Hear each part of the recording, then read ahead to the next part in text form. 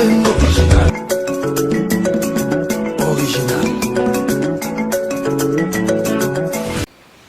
Pote Balingami, les bien-aimés, bonjour. Merci pour la Bolanda Kangai, Gai Mumbu Nzambe, Gai Mosali Nzambe, Nandimi oui, na kosala mosala na ye, abengi ngai, tango na ngai ekoki. Na ye mpona kokumisa Yesu Kristo, na ye liboso na bino mpona kotombola kombo ya Kristo, ya Yesu akufela biso na ekulusu. Tobondela. Père de grâce et d'amour, Dieu à qui il n'y a point d'ombre de variation ni de changement, le Dieu tout-puissant, le Dieu de bonté, le Dieu de miséricorde, le Dieu de compassion, celui qui est avec nous tous les jours, il est avec nous et en nous. Merci Papa, merci pour ta présence en nous tous les jours. Seigneur, je suis là. Je te donne ma bouche. Je te donne ma bouche parce que tu as dit dans ta parole, nous ouvrons la bouche et tu nous mets les paroles. Seigneur, je veux parler de ton Fils, bien-aimé Jésus-Christ Père. Je ne sais pas quoi dire. Je ne sais pas parler. Je le connais, mais c'est toi, Saint-Esprit, qui le connais plus que tout. Saint-Esprit, tu es venu pour glorifier le nom de Jésus. Tu es venu pour consoler les disciples qui étaient restés. Jésus leur a dit, je vous enverrai le Consolateur. Le Consolateur est venu pour nous qui avions accepté Jésus comme le Seigneur et le Sauveur. Le Consolateur, c'est le Saint-Esprit. Celui qui connaît tout, c'est le Saint-Esprit. Celui qui peut parler de Jésus-Christ, c'est le Saint-Esprit. Celui qui attire le peuple de Dieu en Jésus, c'est le Saint-Esprit. Saint-Esprit, je te donne ma bouche et parle. Parle à ton peuple. Attire ton peuple. Touche ton peuple pour qu'ils viennent en toi. Ceux qui sont découragés, ceux qui ont vu les hommes, qui n'ont pas vu Dieu, qui n'ont pas vu la parole qui s'est faite chair. Ceux qui étaient déçus par rapport au comportement d'un être humain qui s'est mis en devant pour dire, pour représenter le nom de Dieu, le nom de Jésus, et qui a failli, comme c'est un être humain, a failli, il a découragé beaucoup de gens. Et c'est vrai, Seigneur, c'est vrai aujourd'hui, il y a beaucoup de gens qui se lèvent, pas pour toi Jésus, mais pour leur ventre. Seigneur, c'est toi seul qui juges. Personne ne peut juger ces gens-là. Nous les laissons entre tes mains. Il y a ton peuple qui est déçu. Il y a ton peuple qui ne croit plus. Parce que ton peuple a vu beaucoup de choses. Seigneur, c'est toi qui touches les cœurs de ton peuple, de tes enfants qui sont fatigués, tes enfants qui en ont marre des comportements des uns des autres. Seigneur, touche leur cœur, qu'ils reviennent en toi. Parce qu'il n'y a que toi. C'est toi seul qui peux faire quelque chose pour eux. C'est toi, Jésus-Christ, qui est mort sur la croix pour eux. Personne d'autre n'est mort sur la croix pour eux. C'est toi, Jésus. Alors, Père éternel, au nom de Jésus, en cet instant, Papa, que je ouvre ma bouche, Seigneur, que tu mettes ta parole, que tu mettes la parole qui va toucher le cœur de ceux qui sont découragés, et ceux qui te connaissent et ceux qui ne te connaissent pas. Tout ça au nom de Jésus. Seigneur, je ne suis rien, mais avec toi, je suis plus que vainqueur. Seigneur, je ne vois rien, mais avec toi, je vois dans le surnaturel. Seigneur, je n'entends rien avec les oreilles naturelles, mais les oreilles surnaturelles sont là. Je te bénis, Papa, pour la bouche que tu m'as donnée pour glorifier ton nom, au nom de Jésus. Papa, je chasse tout esprit contraire à tes volontés. Tout ce que l'ennemi a comploté à cet instant, je rends nul, caduc et sans effet, au nom de Jésus. Seigneur, tu as dit, si tu es avec nous, qui sera contre nous? Tu as dit dans ta parole, celui qui nous touche, touche la prunelle de ton œil. Qui peut toucher la prunelle de ton œil? Personne, Seigneur. Là où tu es, le diable ne peut pas se manifester, parce que tu es au-dessus de toutes choses. Merci, Père, dans le nom de Jésus. Amen.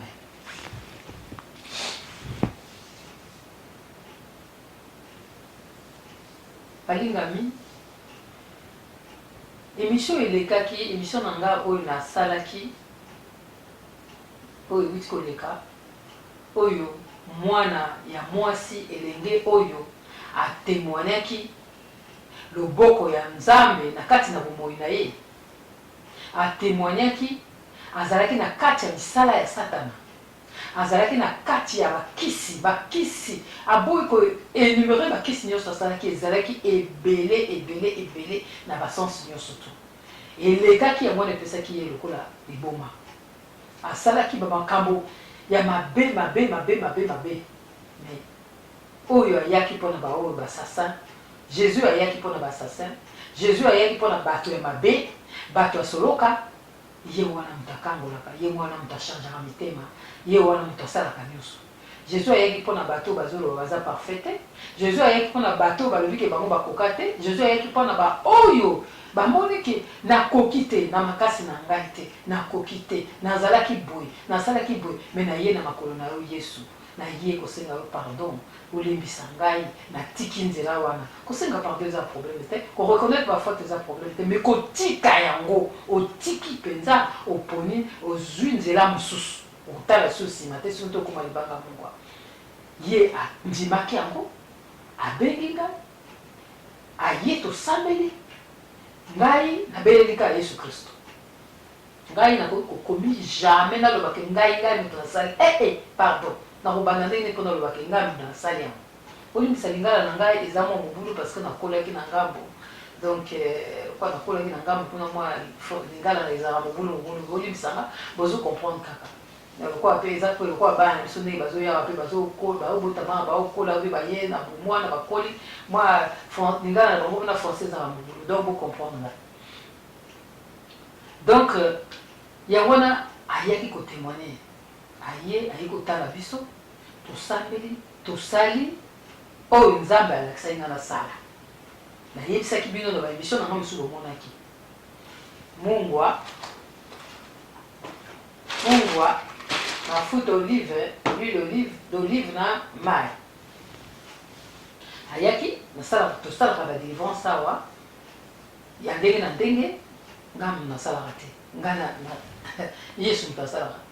Ngai bato to nakoloba ngai nasalaka te, mpo ngai te nalingi naza prétentieuse te, ngai nasalaka badelivrance te. Yesu oyo akoya na kondima na ye, nakoti ye liloba nzambe, nakoti ye foi, andimi yango oyo Yesu asalaki na likulusu, andimi atie foi na ye, abiki.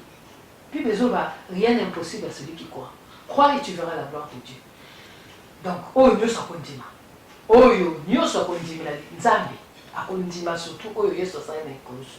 Yesu akufaki mpona masumu na biso, amemaki masumu nyonso ezali kosepare biso na nzambe, amemi yango na croix, acrucifie yango na croix, adétruire baœuvre ya Satan, adétruire Satan aza lisusu na pouvoir te na bana na ye, amemi biso na royaume na ye ya fils de son amour.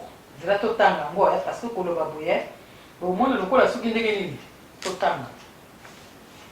totanga na Colossiens 1 verset 13, chapitre 1 verset 13. Tobana na 12.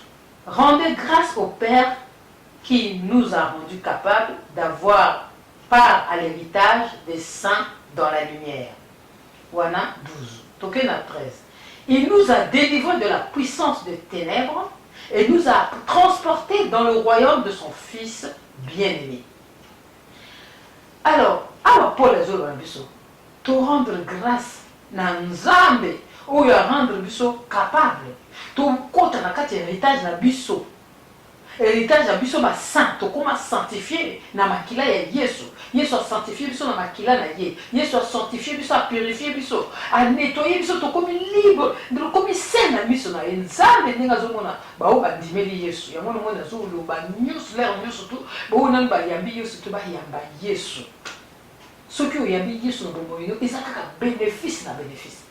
Soki oyambi Yesu na bombo ino eza nango kaka elengi na elengi okomaka esengo na esengo. Bandeko na nga. Soki oyambi Yesu kwa mokonzi pe mobikisi na opesi bombo ino na maboko ya Yesu, otiki ya tambusa ngo, molimo santo atambusa ngo. Ozaka na esengo sengo za na mawani lobela na no. Ye mtaza solution à problème na yo. Ye mtaza réponse à la question na yo. Ye mtakobundela yo vandi no nie. Tangu yo lala ka mtabundela ka yo eza ye. makila na ye wana eza protection moko monene mama na papa bolobelanga sikoyo soki oza na yesu te oza libanda ya yesu eza liwa ye moko alobi soki oza libanda na ye eza liwa na kati na ye nde eza vie alors siko mpona mama mpona papa yo soki odécouragé olobi kodécouragé mpona bamisali ya nzambe baboye na boye kotala moto te.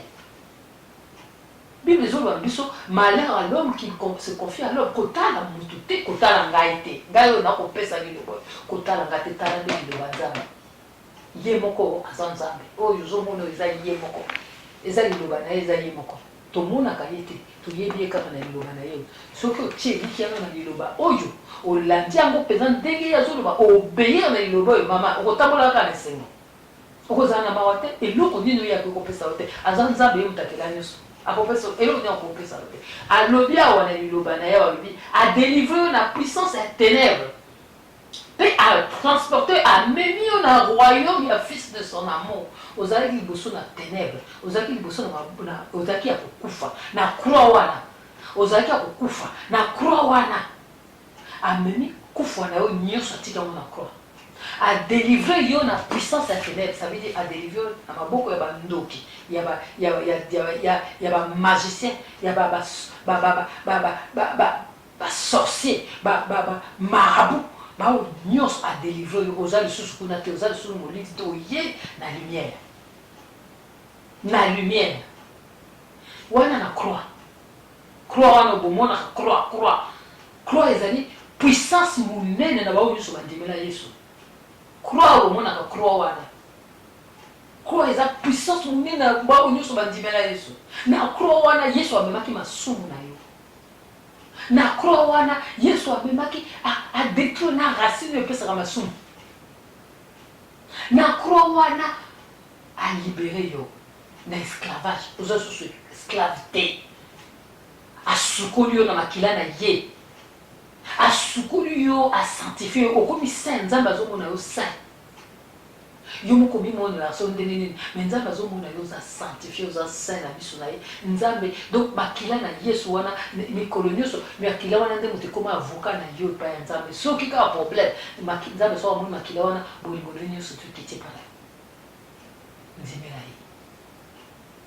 ndimela ye zwa décision ya kondima zwa décision ya kondimela ye zwa décision ya kondimela ye na motema moko ndeko na nga na motema moko kondimela te mpo oza na problème kondimela te mpo oza maladi kondimela te mpo ozwa boye kondimela te ndimela ye mpenza linga ye na motema moko ndeko na nga moko bongo mona loboko na ye awa ngai nalobi émission na ngai ezali 2 Corinthiens 5:17 tokomi ba nouvelle créature avant et que tokomi après avant ozalaki ndenge mosusu après okomi na yesu changement mais na nyonso wana mama papa changer makanisi na yo changer pensée na yo longola makanisi ke diable aza na puissance liboso na yo longola makanisi ke oyo bandoki longola makanisi oyo ozwaka te longola makanisi oyo oza na malchance longola makanisi oyo oza na blocage te yesu alobi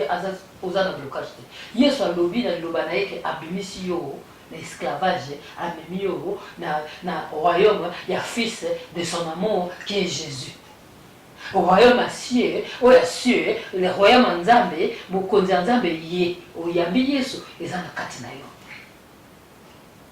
ndime na ye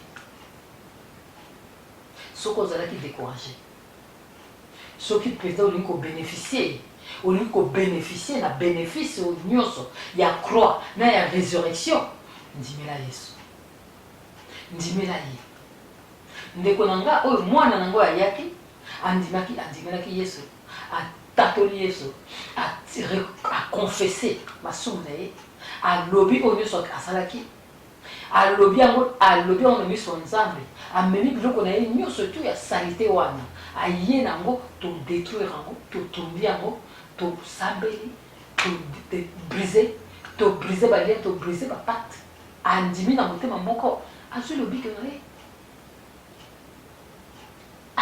na ye ndenge azali wana soki akeli lisusu kosimba bakisi wana ekomi problème na ye mpo soki ozwi décision ya kotambola na yesu kotambolaka na yesu bakisi wana eza nango na ntina moko te eza bisengo ya un temps bisengo ya mwa moko moke yo ozomona mpo diable ye apesaka na ye akopesa yo omoni ke ozwi me yebaka ke akolongola yo kimia kimia ezalaka kaka epai na nzambe kimia eza epa mosusu te nzambe alobi asasombi yo alongoli yo na maboko ya zabulu amemi yo na lumière tikala na lumière yango wana bao nyonso oyo nani bandimi yesu te bao nyonso oyo nani batatola yesu te avant omona miracle eza nango avant omona miracle il faut ndimela yesu soki ozalaki découragé okotaki nzela mabe ozongaki ndenge balobaka na monde biso nyonso toza na monde yango balobaka monde oyo bisanga kitambala oyo biso toza na monde biso nyonso toza kaka na monde yango tozovivre na monde yango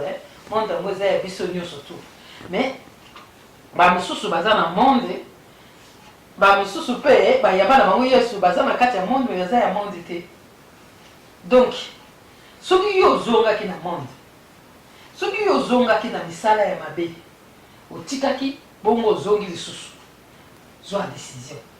zwa décision ndeko na nga zwa décision ozonga na nzela ya nzambe zwa décision ozonga na nzela ya yesu zwa décision otika mabe wana soki ozalaki kosambela otiki kosambela ozongi na monde ndenge balobaka na monde ozongeli soki ozali koyiba ozongeli koyiba soki ozali kosala kindumba ozongeli kosala kindumba ndeko na nga zongela yesu aza koya makolo eza na nzela soki ozongeli ye te oya koregrete pamba parce kuna soki okufi oke kuna okoza so na ntango ya kose repentir te okoza na ntango se repentir te ntango ya kose repentir yango lelo oyo nzambe azopesa yo jésus azopesa yo susu chance mosusu ose repentir ozonga lisu na makolo ne ozonga na premier amour na yo zonga na premier amour na yo ndeko na nga zonga na premier amour na yo kotala mutu te soki mutu adécourageki yo soki mutu asalaki yo soki ndenge nini soki okendeki soki na baeglise soki bomoni kuna soki boye kodécourageke botalaki nde bato o mutu atelemaki botalaki liloba te ye yesu alobi ye alingi yo mingi otala kaka ndenge ovanda banda obotama na ndenge okola nzambe azalaka na yo lelo nyonso parfois yo obosanaka ye me ye abosanaka yo te zonga tala nsima yaka na makolo tika wana nyonso zonga na makolo ya yesu loba papa nakendeki mpo oyebi bandeko na nga bato ya mokili babosanaka noki bato ya mokili biso bato ya mokili oyo nzambe asala biso tobosanaka noki bandeko na nga tobosanaka mpenza noki tobosanaka noki bato mosusu omona le mosusu ntango tozali na bamboka wana omona bato mosusu na kisisa kuna bazali kobondela ata na babraza wana bakobondela makasi ntango wana nano bazalaki bazwaki nzela koya na poto te ntango wana bazali kolela bavoyage ntango wana bazali kolela libala ntango wana bazali kolela biloko nyonso tu oyo mutu nyonso azalaka na poso ya kozwa ntango bazwi yango baye na bapoto awa babosani nzambe bamosusu kutu basambelaka te ekoma histoire alors que ntango bazalaka na kisasa kuna avant bayawa fomona ndenge bazali kobondela fomona ndenge bazali kolela nzambe te fomona ndenge bazali kokende kususu na bamontagne fomona me bakomi awa batiki na bango yesu mais ata yo otiki yesu bongo yesu akotiko te mpo soki yo ondimelaki ye déjà otatolaki na vie na yo ke seigneur jésus je t'accepte comme mon seigneur mon sauveur ye aza na ye yo kaka moto obosani ye me ye abosani yo te alingi yo kaka yesu kristo alingi yo kaka malgré otiki ye ozongeli na yo makambo no ozalaki osala kala okomi susu ya grave obanda osala susu ya grave ya koleka me kobosana te ke yesu aza kaka atiki yo te aza na ye azomona yo azozela kaka oya na maboko na ye akolimbisa yo akoyamba yo lisusu lokwa mwana na ye akozala no ndenge ozalaka na ye kuna ntango ozalaka na lisasa ntango ozalaki na ngola ntango ozalaki na braza ntango ozalaki na afrike ntango wana ozalaki na afrike kolela lere nyonso tu mpo nzambe abeni yo ozwa libala mpo nzambe ozwi libala oye na poto mpo nzambe abeni yo ozwa mosala nzambe apesi yo mosala meme awa bamosusu balela bandakala balela kala bazwa biloko nyonso babosa na bango nzambe basambelaka so te komaka so okomolala asambelika vite fait nzambe na garde ndako na nga alali bandeko na nga na lere oyo na moma oyo na minute oyo zongela premier amour na yo zongela premier amour na yo Yesu Kristo Masia soki ozalaki découragé kotala église te kotala religion te église eza yo na nga kotala bâtiment wana te oubien moto oyo atelemi asali bâtiment atelemi alobi oyo ngai awa asali mbeba toza bato kotala bango te talaka liloba nzambe tala Yesu ndenge akufelaki na kruso tala bolingo nini oyo alakisa yo kotala moto te soki otali moto oza desu ata nde nga naza koloba na yo bamisusu bazali oyo bakofinga nga bamisusu bakokritike nga bato misusu bakojuge ngai me nde na kotala bango te nga nazwi mission nango nga nazwi ya kotombola kombo ya Yesu mission nango nga nazwi ya komema baame na Yesu mission nango nga nazwi ya kolongola bato na maboko ya Satana bato bakoma bacaptif na maboko ya Satana azosakana na bango bakomi ballon aloko Yesu akufaki bolingo Yesu aza nango mpona bango eza monene.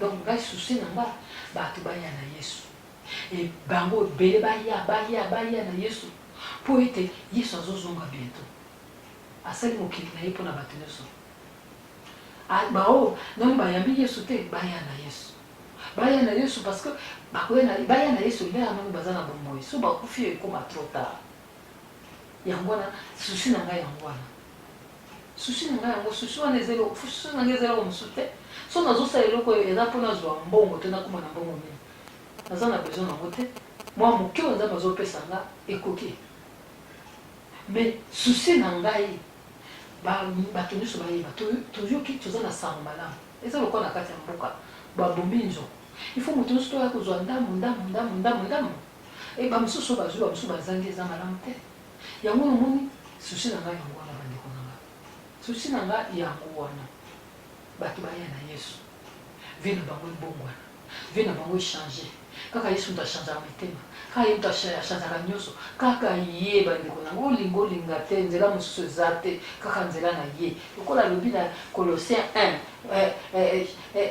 chapitre 1 verset 13 alobi il nous a délivrés de la puissance de ténèbres il nous a transportés dans le royaume de son fils bien-aimé royaume à fils bien-aimé eza royaume à Jésus oyo aye nango Christ aye nango aye cet esprit azo indiqué biso azo régner enfin azo mema biso azo aider biso mpona royaume wana na royaume ya fils de son amour soki oyo oyambi ye okoti na royaume wana soki oyambi ye soka mokonzi mpe mobikisi na yo okoti na royaume wana ya kimia mama kimia wana okozwango epa mosusu te kaka na Yesu royaume wana ya bolingo yango mpe okozwa epa mosusu te kaka na Yesu malgré na kati ya bolingo yango na kati kaka ya royaume yango bato mpe bazali bazokosa mpe baza na hypocrisie baza na bakolakisa bolingo te likambo te nzambe ye moko moto aza bolingo yango eutaki mpa na ye ata moninga aza na bolingo mingi te yo opesa ye kaka esali eloko te na kati ya royaume wana kimia eza na kati wana na kati ya royaume wana délivrance eza na kati wana soko ata osalaki ndenge nini ata obomaki motu ata oyibaki soko oye na royaume wana oyambi Yesu biloko na nyonso te komi efase bato moto bakotala yango oyo nzambe aefase yango bongo sikoyo papa mama olingi nini biloko nyonso to ya mokili oyo eza nango passager tokokufa tokotika nyonso oyo mama papa ntango tokokende tokomema eloko moko te bongo soki oza na Yesu to okei ekozala ndenge nini Yesu akufi mpona bapeshe na biso na croix se ressusciter pour justifier biso tokoma libre condamnation ezala susu te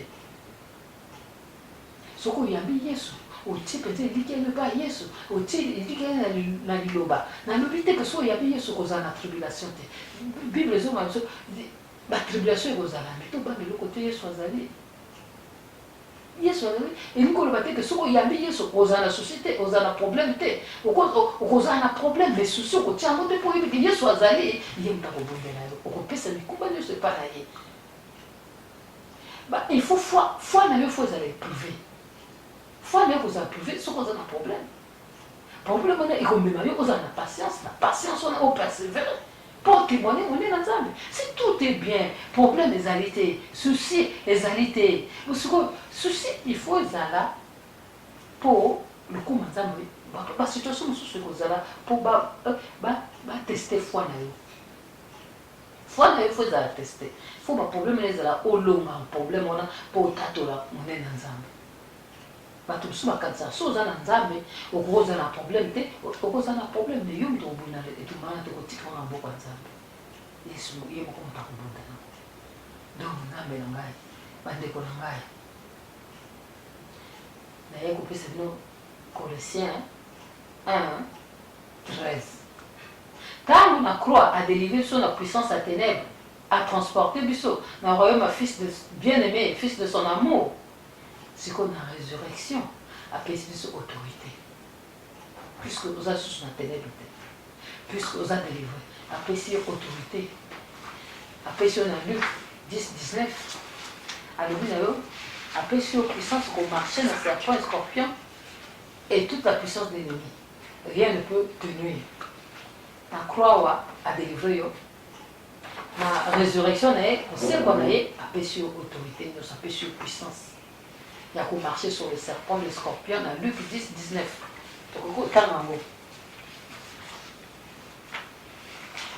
Luc 10:19. Regardez à Luc 10, verset 19. 17. Voici, je vous ai donné le pouvoir. Voici, je vous ai donné le pouvoir de marcher sur le serpent, les scorpions et toute la puissance de l'ennemi. Rien ne pourra vous nuire. Luc 10:19. Voici, je vous ai donné le pouvoir de marcher sur le serpent et les scorpions et toute la puissance de l'ennemi et rien ne peut vous nuire. Awa na croix, à l'ongoli bino, à délivrer bino, na maboko na griffe à Satan. Awa la résurrection a Pessibino Bokonze, à l'oubli, à Pessibino, voici, je vous ai donné le pouvoir de marcher sur le serpent. Kotambola, Pessibino pouvoir, il y a Kotuniata, serpent, voilà, escorpion, et toute la puissance de l'ennemi, rien ne peut vous nuire. Nemelanga. C'est quoi, Pessibino Suko Bokonze, on a pouvoir, voilà. C'est quoi, le bin, on marche là, oh, il y a Satan, il y a pas problème, il y a pas puissance, il y a l'ennemi. Et là, on connaît la vérité. Parce que, papa, maman, olingini. Ce qui n'est pas yamba yesote. Tatola. Ça la prière nanga. Seigneur Jésus, je prends la décision de te recevoir comme mon Seigneur, mon Sauveur personnel. Je t'accepte comme mon Seigneur, mon Sauveur personnel. Je crois dans mon cœur que tu es mort sur la croix de Golgotha. Tu as pris mes péchés, tu as pris ma maladie, tu as pris mes infirmités, tu as pris ma malédiction, tu as pris ma pauvreté. Et tu es mort sur la croix. Tu as été enseveli, tu es ressuscité. Tu m'as donné la paix, la joie, la vie en abondance. Je crois en ça. Et je t'accepte et je déclare dans mon cœur que tu es mon Seigneur, mon Sauveur, mon Roi. Et je suis contente parce que je suis maintenant délivrée des griffes de Satan. Je suis venue dans le royaume du Fils de son amour, qui est toi, Jésus, que j'ai accepté aujourd'hui comme mon Seigneur et Sauveur. Merci parce que le Saint-Esprit me change le cœur. J'ai un cœur nouveau, je suis une nouvelle créature.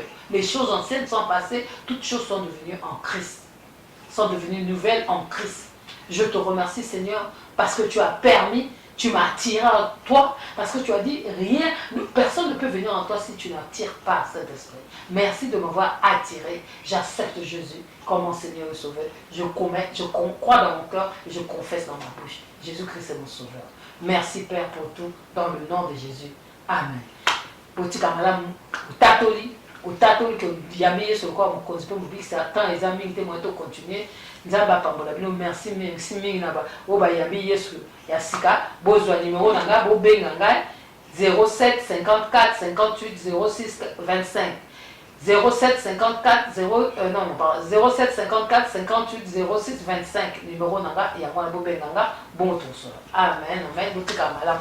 Pour la délivrance bobenganga.